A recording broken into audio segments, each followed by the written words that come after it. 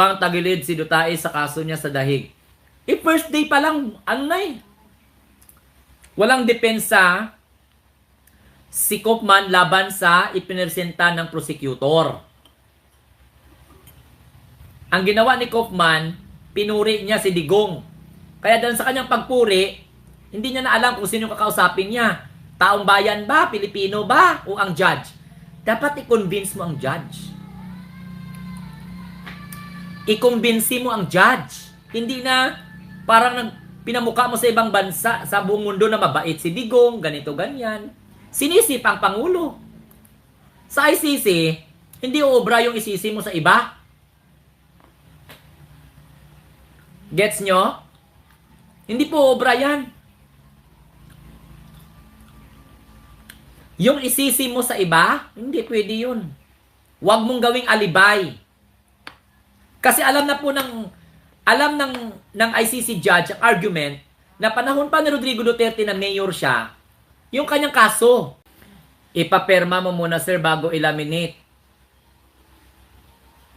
Ayaw ipaperma. Oo nga no, ipaperma ko pa pala. Actually, dumating ito December eh. Yung mga kasama natin, ng mga vlogger, natanggap din nila, mayroon din sila. Ang problema, December ko natanggap, ngayon ko lang siya na-open. Sa inyo pa lang, harapan. Nan.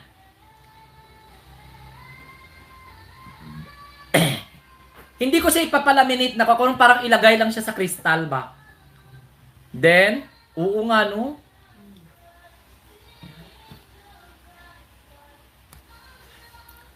Yes, correct na pagalitan tuloy si Kaufman. Anong sabi ng isang ICC judge? Do not focus on what we call this stylistic form and theatrical strategy. Huwag mag-focus sa drama, mag-focus sa sustansya.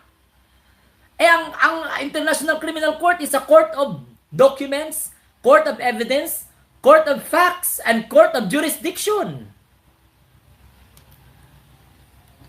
Happy Lines Time, I am Puchaki, shoutout, nakakatuwa sir.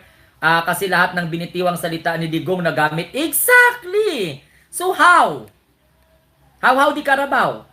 How can the Council of Digong defend him wherein reality, the evidence coming from his mouth, coming from his pronouncement? Hindi niya pwedeng sabihin yun na ay joke-joke ko lang yun. Ano yun?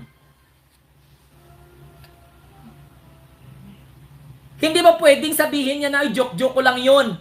Dahil sa ganun talaga yung ugali ng aking kliyente, kaya na misinterpret, hindi mo pwedeng sabihin yan sa korte. Kasi ang ebidensya laban kay Digong, sarili niyang mismong pananalita. So dapat, pasinungalingan yon. Paano niya mapasinungalingan? Raw material ang ginamit. A compilation of speeches of Rodrigo Duterte ordering authorities to violate the tinatawag na due process.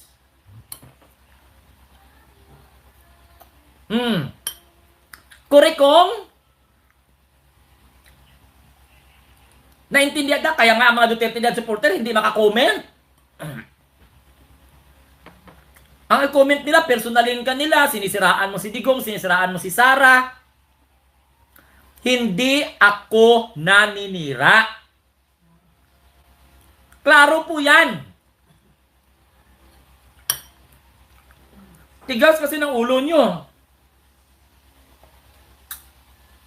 Palagi na kayo nagsasabi, paninira lang, paninira, paninira. Hindi kami ang nagkaso.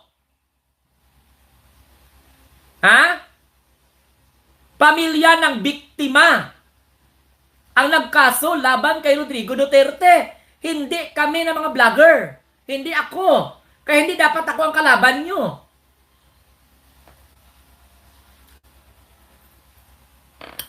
Sinasabi ko sa inyo pag makalabas ako ng hotel, magyaw-yaw talaga ako na magyaw-yaw.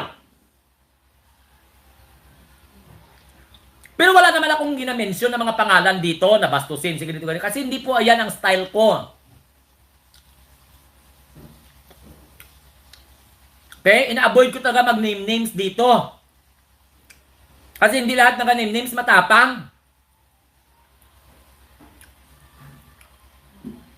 Depende lang sa'yo kung saluin mo yung bola.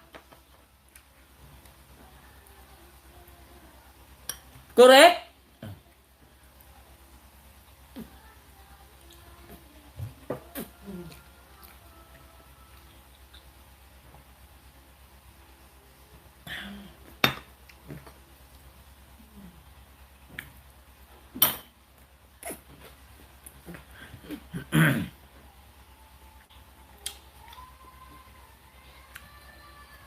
I am Katsumi, shout out po, happy lunchtime. Saldico, welcome.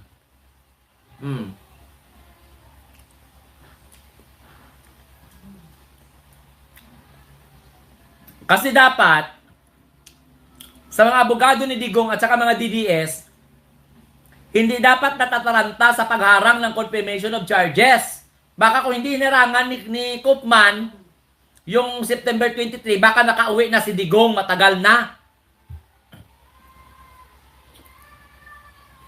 Si Koopman, binigyan niya pa ng tsansa ang prosecutor makagather ng daming ebidensya kasi ang ebidensya, hindi lang noong iniimbestigahan siya, kundi patuloy po yan.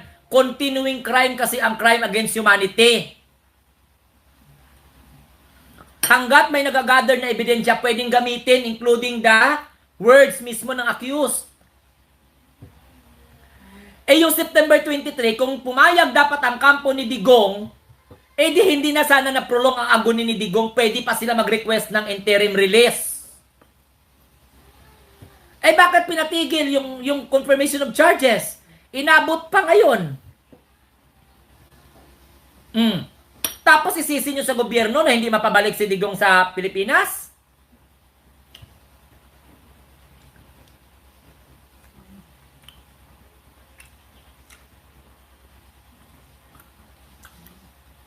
Plakada na nga sa kaso sa ICC Duterte ni itong mga Dutae supporter humihirit pa rin ang pinipera. Iban sa presidente nagpakamanguna nila, correct? Ilo po Warren. Kasi 'di ba, kung hindi pinigilan ng kampo ni Digong ang first schedule ng confirmation of charges September 23, baka nakauwi na si Digong sa Pilipinas. Or nakalaya na siya at pumunta sa ibang lugar na magkupkop sa kanya.